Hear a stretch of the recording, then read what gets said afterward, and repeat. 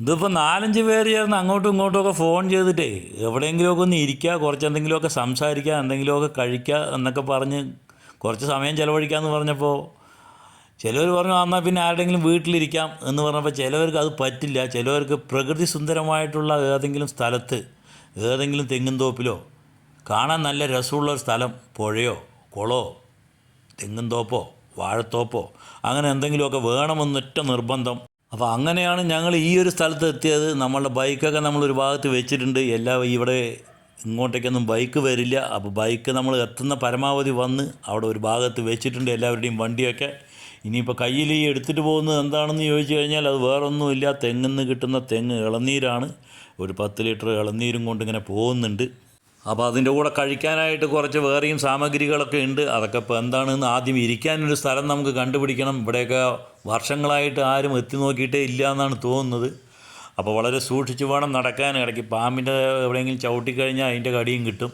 അപ്പോൾ അതൊക്കെ നോക്കിയിട്ട് വേണം ഇരിക്കാനുള്ള സ്ഥലമൊക്കെ ഒന്ന് വൃത്തിയാക്കി എടുക്കണം.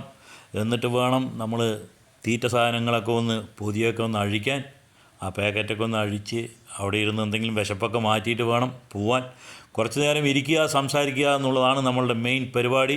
അപ്പോഴേക്കും ഇവിടെ ഒരു കക്ഷി നമുക്ക് ഇരിക്കാൻ വേണ്ടിയിട്ടുള്ള ആ സ്ഥലങ്ങൾ ഒരുക്കുന്നതിന് വേണ്ടിയിട്ട് അവിടേക്ക് ഒന്ന് വൃത്തിയാക്കുന്ന ഒരു പരിപാടിയിൽ ഏർപ്പെട്ടിരിക്കുകയാണ്. എല്ലാവിടെയും ഒന്ന് ആ കൊടുവാളും കൊണ്ട് ആ പുല്ലൊക്കെ ഒന്ന് ചെത്തി അവിടെ വല്ല പട്ടയോ അതിൻ്റെ പുറത്ത് പേപ്പറോ ഒക്കെ വിരിച്ച് അവിടെ ഇരിക്കാം. എന്നിട്ട് കുറച്ച് നേരം ചിലവഴിക്കാം. ഇതൊക്കെയാണ് നമ്മളുടെ ഉദ്ദേശം. അങ്ങനെ വേറെ ദുരുദ്ദേശങ്ങളൊന്നുമില്ല. ഒരു സുഹൃത്തുക്കളുടെ ഒരു കൂട്ടായ്മ, ഒരു കൂടിച്ചേരൽ അങ്ങനെ കരുതിയാൽ മതി. അങ്ങനെ ഒരു 2-3 മണിക്കൂർ അവിടെ ഇരിക്കുക, എന്തെങ്കിലുമൊക്കെ വർത്തമാനങ്ങൾ, പഴയകാല വർത്തമാനങ്ങളൊക്കെ പറഞ്ഞ് സമയം കഴിക്കുക എന്നുള്ളതായിരുന്നു നമ്മളുടെ ഒരു ഉദ്ദേശം.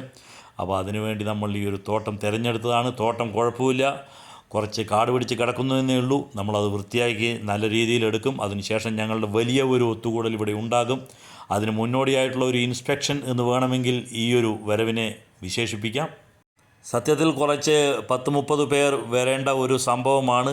അപ്പോൾ അതിനുവേണ്ടി നമ്മൾ മുന്നോടിയായിട്ട് ആ സ്ഥലം നമുക്ക് പോയി ഇരിക്കാൻ പറ്റുമോ, കുറച്ച് നേരം ചിലവഴിക്കാൻ പറ്റുമോ എന്നൊക്കെ അറിയുന്നതിന് വേണ്ടിയിട്ടുള്ള അതിൻ്റെ മുന്നോടിയായിട്ടുള്ള ഒരു ഇൻസ്പെക്ഷൻ എന്ന് തന്നെ പറയാം. ആ സ്ഥലം ഒന്ന് കാണുക, അവിടെ ഒന്ന് വൃത്തിയാക്കുക എന്നൊക്കെയാണ് നമ്മളുടെ ഉദ്ദേശം. അപ്പോൾ ഇനി ഇവിടെ വൃത്തിയാക്കി ഞങ്ങൾ കുറച്ച് നമ്മളുടെ ഭക്ഷണമൊക്കെ കഴിച്ച് ഈ സ്ഥലമൊക്കെ ഒന്ന് വൃത്തിയാക്കിയിട്ടായിരിക്കും നമ്മളിവിടെ നിന്ന് മടങ്ങുക. അപ്പോൾ അത് നല്ലപോലെ വൃത്തിയാക്കി ഞങ്ങൾ അടുത്ത് തന്നെ ഇവിടെ ഞങ്ങളുടെ 1982 SSLC ബാച്ചിലെ കുറേയധികം ആളുകൾ, കുറേയധികം ഞങ്ങളുടെ പൂർവ്വ വിദ്യാർത്ഥികളുടെ ഒരു സംഗമം ഇവിടെ ഒത്തുകൂടും. അതുവരേക്കും ബായ്.